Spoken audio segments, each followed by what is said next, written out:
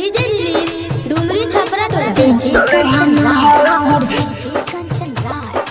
DJ लगे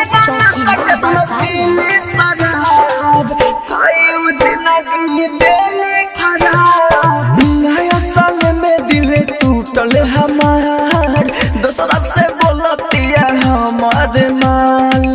लगे ना नशा खत्म पीली शराब कई जिंदगी दिल खराब नया साल में दिल टूटल हमार दूसरा से बोलतिया हमार माल लगे ना नशा खत्म पीली शराब कई जिंदगी दिल खराब नया साल में दिल टूटल हमार दूसरा से बोलतिया हमार माल डीजे दिलीप डुमरी छपरा टोला लगे ना सकत पीली शराब कई जिंदगी दिल खराब अरे गाजा सिगरेट औरी कम नइखे बियार के करा से कहीं जाके हैप्पी न्यू ईयर गाजा सिगरेट औरी कम नइखे बियार के करा से कहीं जाके हैप्पी न्यू ईयर लगता हमारा बहोई शराब दूसरा से बोलतिया हमारा हुमाल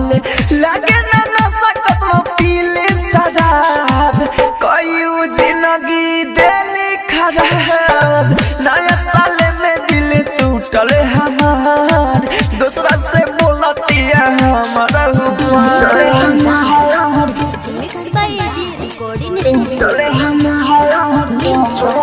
लगे ना नशा खत्म पीले शराब कई जिंदगी दिल खराब राहु राजा धान से चलता चक्कर राइटर हो ढील से दिया फसल राहु राजा धान से चलता चक्कर राइटर हो ढील से दिया फसल डीजे कंचन के कैलू बर्बाद दूसरा से बोलतिया हमारा हुमाल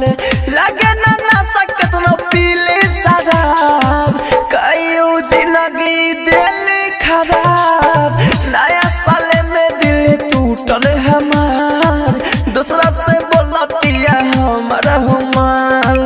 लगे ना नशा कितना पीली शराब कई जिंदगी दिल खराब नया साल में दिल टूटल हमार दूसरा से बोलतिया हमार माल